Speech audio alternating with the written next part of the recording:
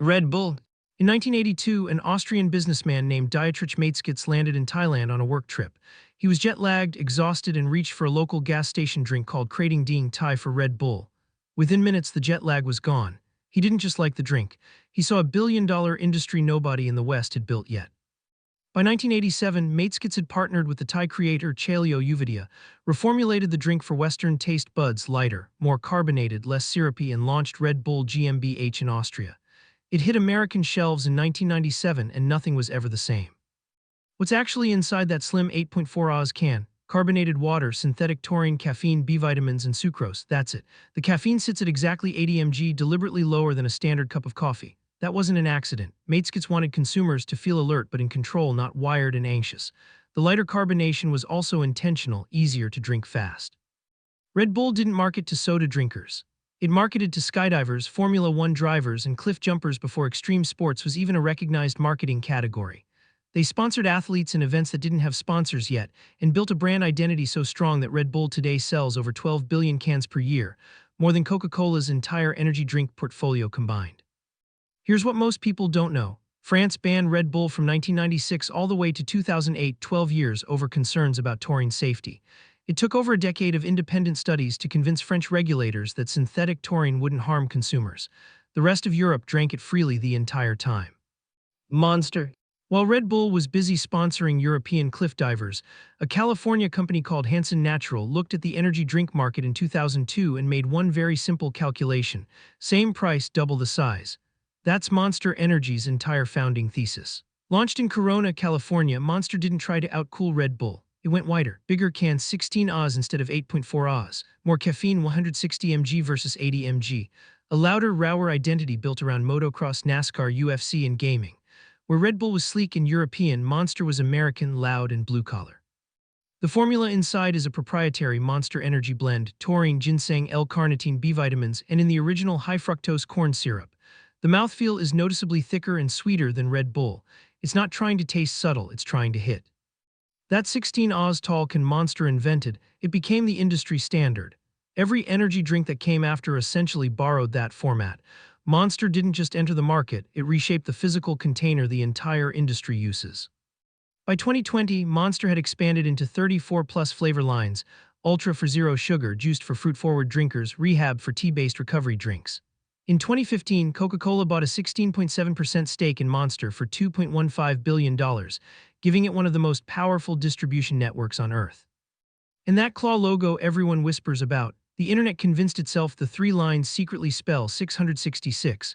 Monster has officially denied it multiple times, but the conspiracy generated millions of dollars in free viral attention, which, intentional or not, is a masterclass in brand marketing. Celsius was founded in 2004 in Boca Raton, Florida. For most of the next 15 years, almost nobody outside of supplement stores knew it existed. Then 2020 happened, gyms reopened, TikTok exploded, and Celsius was suddenly everywhere. The drink positioned itself not as an energy drink but as a thermogenic fitness accelerator. That's a meaningful distinction. Celsius funded university studies claiming its formula burns body fat and boosts metabolism during exercise. The science is debated by independent researchers, but the marketing worked perfectly. Inside each can, 200 mg of caffeine sourced from green tea extract and guarana, plus a MetaPlus blend of ginger root, EGCG antioxidants, and chromium. No artificial preservatives, no high-fructose corn syrup. The carbonation is noticeably aggressive, sharper, and more sparkling water adjacent than Monster or Red Bull. The flavor strategy was equally deliberate. Sparkling watermelon, peach vibe, kiwi guava. These aren't names that appeal to someone chugging a drink before a fight. They appeal to someone photographing their gym bag for Instagram. Celsius understood that a massive, underserved market of fitness-conscious women and health-focused millennials were drinking Red Bull reluctantly because nothing better existed. By 2023, Celsius was outselling Monster at certain target locations. PepsiCo noticed. In 2022, PepsiCo invested $550 million into Celsius in one of the largest single beverage distribution deals in recent history. Then came the lawsuits, some claiming Celsius's thermogenic claims were misleading. Celsius has also successfully sued competitors for false advertising. It's a company that fights on two fronts, the shelf and the courtroom. 5-hour energy. In 2003, a man named Manoj Bhargava attended a natural products trade show in Anaheim, California. He tried an energy drink, felt the effects, and immediately thought, why do I have to drink 16 ounces of liquid to get this? Why isn't there a 2-ounce version? Bhargava was an Indian-American entrepreneur who had previously lived as a monk for 12 years before entering the business world. He founded Vital Pharmaceuticals and launched 5-Hour Energy from Farmington Hills, Michigan, a 2-oz shot with 200 mg of caffeine, an enormous B vitamin complex including 8,333% of the recommended daily value of B12, zero sugar, and zero carbonation. It doesn't taste good, that's not the point. It's not designed to be enjoyed. It's designed to be slammed in 3 seconds and forgotten about. The formula is mixed using pharmaceutical-style blending, concentrated and precise in a way no standard canned drink could replicate. The retail strategy was genius. Bhargava didn't put 5-Hour Energy in the beverage aisle. He put it at the checkout counter right next to the gum and the candy bars in 150,000 stores across America. He captured the impulse purchase moment. You're standing in line, you're tired, and there it is at eye level. That positioning built a brand that controls over 90% of the energy shot subcategory and generates over $1 billion annually with essentially one product. The no-crash claim was built around the B-vitamin stack, marketed as a solution to the post-caffeine energy drop. Whether the science fully supports that claim is contested, but the messaging stuck. What almost nobody knows, Manoj Bhargava has pledged to give away 99% of his personal wealth. He's funded projects focused on bringing clean water and electricity to rural communities in developing nations. The man who built a billion-dollar company on a 2-ounce bottle has spent much of his fortune trying to solve problems that make energy drinks look trivial. Prime Energy. January 2022. YouTube giants Logan Paul and KSI's, 2 men who built careers partly on internet beef with each other, announced they were launching a beverage brand together. The internet immediately assumed it would fail. It didn't. Prime Hydration launched first, a sports drink with electrolytes and coconut water, zero caffeine, designed to compete with Gatorade. It worked beyond anyone's expectations. Then in 2023, they launched Prime Energy, the caffeinated version, and it became one of the most culturally chaotic product launches in beverage history. Inside the 12-oz can, 200 mg of caffeine, zero sugar, electrolytes, and a coconut water base, making it one of the very few energy drinks with real hydration functionality built in. Manufactured by Congo Brands in Louisville, Kentucky. But the numbers made regulators nervous. 200 mg of caffeine in 12 oz is one of the highest caffeine per ounce ratios in mainstream retail. In 2023, the FDA flagged it, Health Canada flagged it.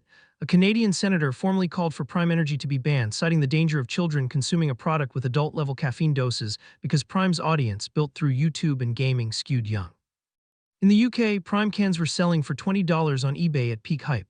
Lines formed outside Aldi and KFC locations that stocked it. Kids were trading cans like sneakers. In year one, Prime Hydration and Energy combined reached $250 million in retail sales, a record for a beverage startup, built not on a century of brand equity but on subscriber counts and comment sections. Ghost Energy.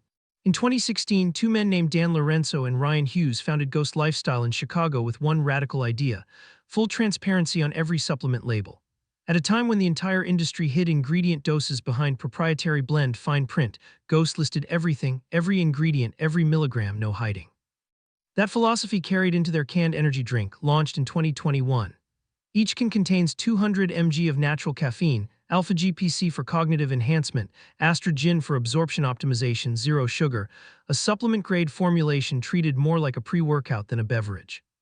But what made Ghost a cultural phenomenon wasn't the formula, it was the flavor collaborations. Ghost licensed the actual flavor profiles of Sour Patch Kids, Swedish Fish, Warheads, and Chips Ahoy and put them in a can. When you open a Ghost Sour Patch Kids can, it genuinely tastes like the candy, not inspired by it, like it. The launch strategy was equally calculated. Ghost went into GNC and 7-Eleven exclusively, gym-goers and late-night consumers, 2 very specific high-intent audiences, no mass grocery store dilution at launch. The collab drops operate like Supreme streetwear releases. Limited flavors, announced with hype, sold out within hours.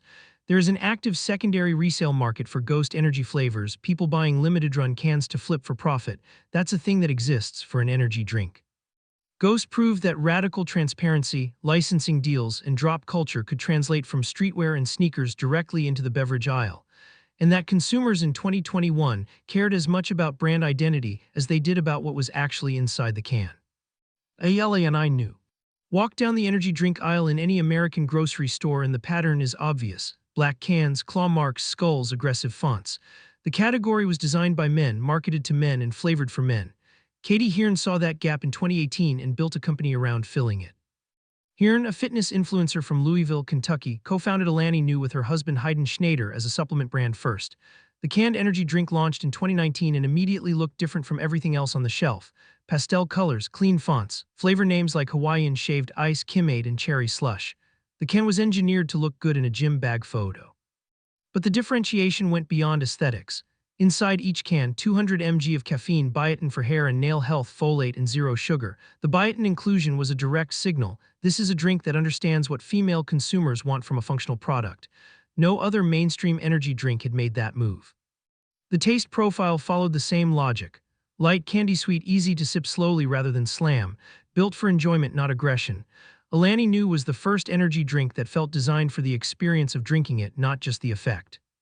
Built entirely on female fitness Instagram before TikTok existed, Alani Nu became one of the earliest successful conversions of influencer audience into consumer packaged goods brand at scale.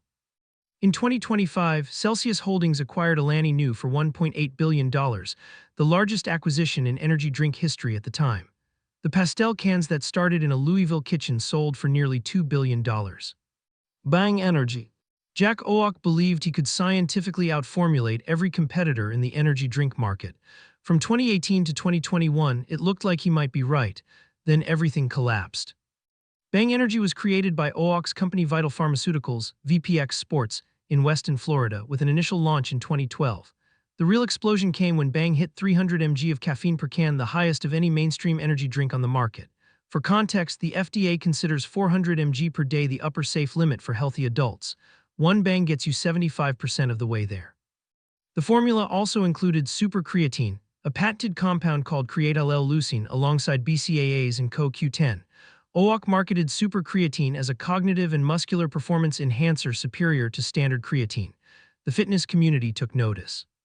Zero sugar but intensely sweet through sucralose. Flavors like birthday cake bash and candy apple crisp.